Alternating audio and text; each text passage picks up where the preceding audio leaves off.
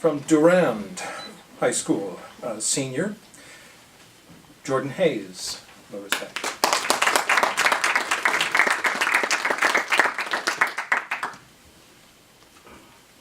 April Love by Ernest Downson. We have walked in love's land a little way. We have learnt his lesson a little while. And shall we not part at end of day with a sigh, a smile? A little while in the shine of the sun we were twined together, joined lips, forgot how the shadows fall when the day is done and when love is not. We have made no vows, there will none be broke. Our love was free as the wind on the hill. There was no word said we need wish unspoke. We have wrought no ill. So shall we not part at the end of day, who have loved and lingered a little while, join lips for the last time, go our way with a sigh, a smile?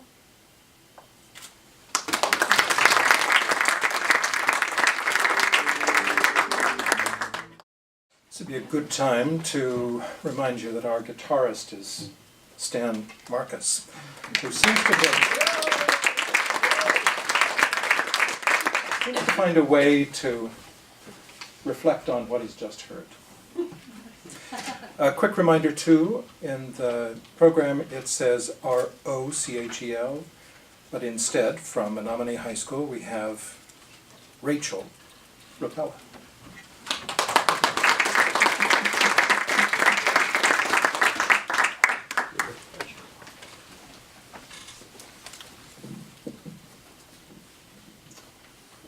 She walks in beauty, Lord Byron. She walks in beauty, like the night, of cloudless climes and starry skies, and all that's best of dark and bright meet in her aspect and her eyes, thus mellowed to that tender light which heaven to gaudy day denies. One shade the more, one ray the less, had half impaired the nameless grace which waves in every raven tress, or softly lightens o'er her face, where thoughts serenely sweet express how pure, how dear their dwelling place. And on that cheek, and o'er that brow, so soft, so calm, yet eloquent, the smiles that win, the tints that glow, but tell of days in goodness spent, a mind at peace with all below, a heart whose love is innocent.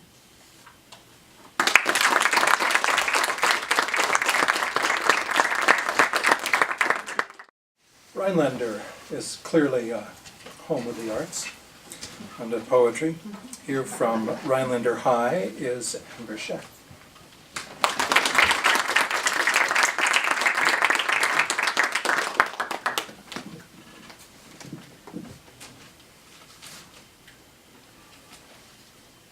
Thoughts in a Zoo by County Cullen.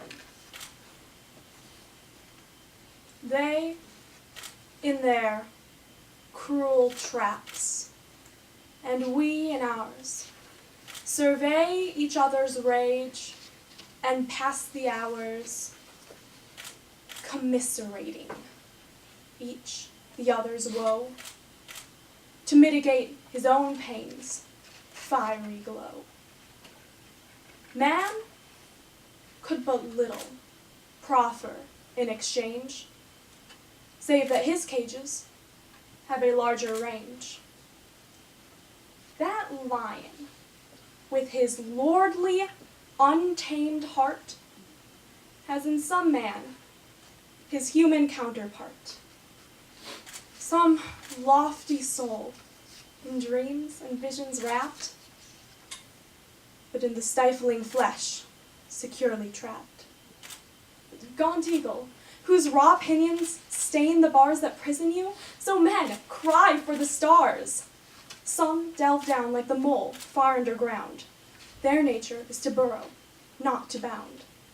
Some, like the snake, with changeless, slothful eye, stir not, but sleep and smolder where they lie. Who is most wretched, these caged ones, or we, caught in a vastness beyond our sight to see?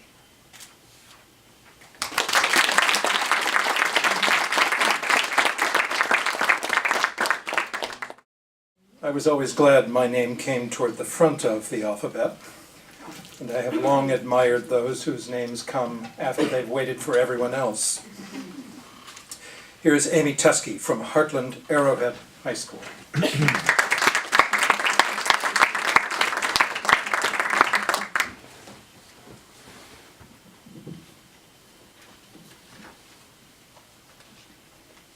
A Locked House by W.D. Snodgrass.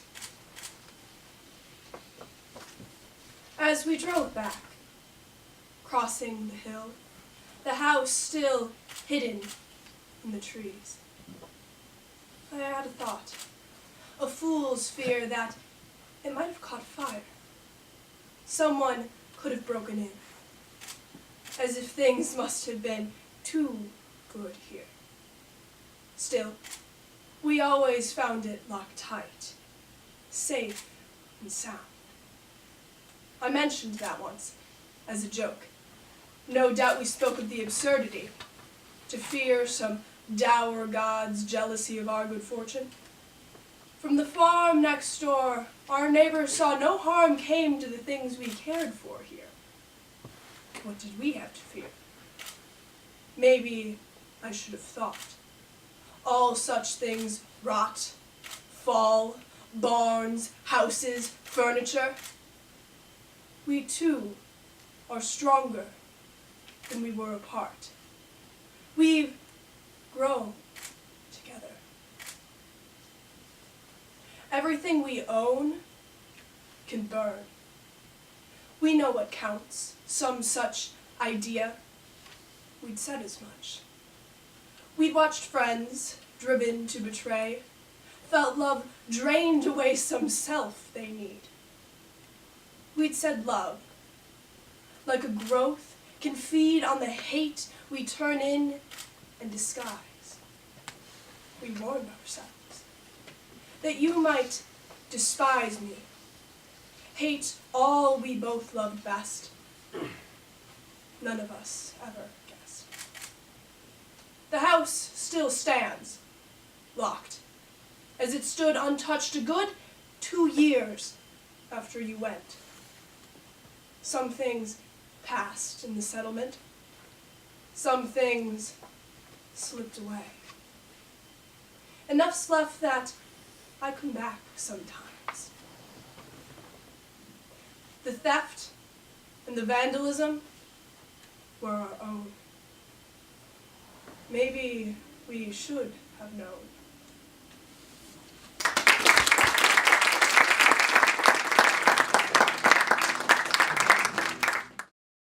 I've been doing this long enough now to know that there will always be people from Milwaukee High School of the Arts. I'm glad to see it is true this year as well. This is junior Ian Walls.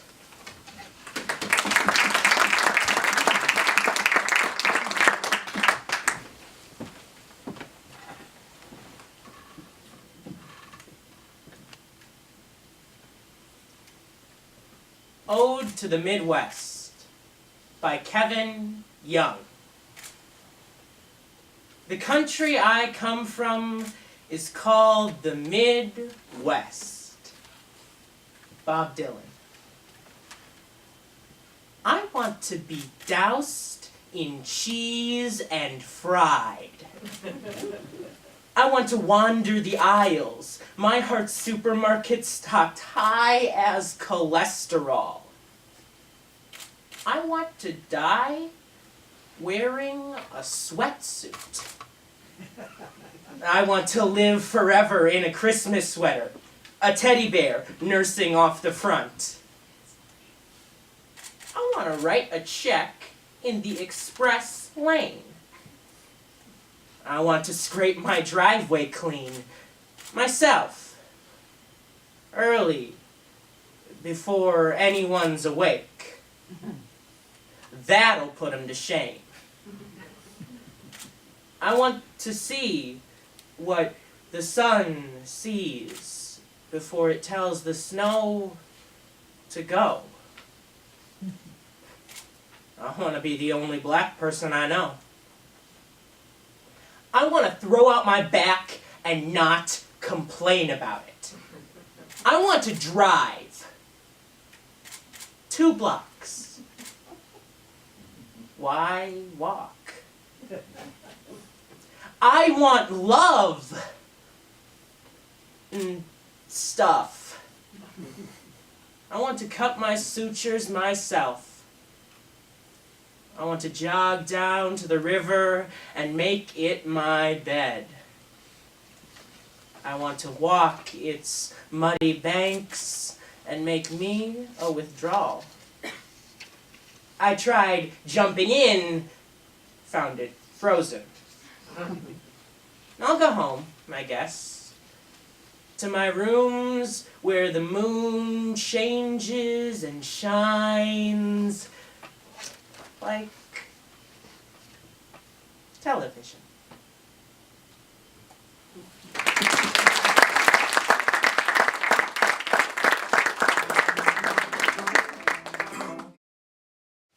Anna Wolfs was here last year as well, and has decided she likes 2 of the judges so well that she's going to try again. She's from Arrowhead Union High School, and she is a senior this year. Welcome.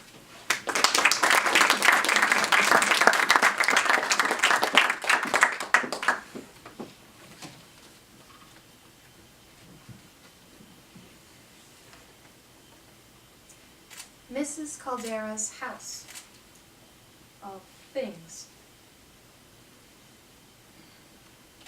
by Gregory Janikian.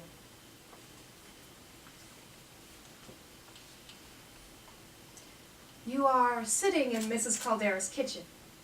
You are sipping a glass of lemonade and trying not to be too curious about the box of plastic hummingbirds behind you, the tray of timeless forks at your elbow.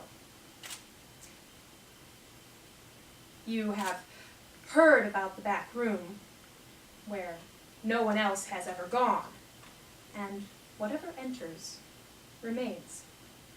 Refrigerator doors, fused coils, mower blades, milk bottles, pistons, gears.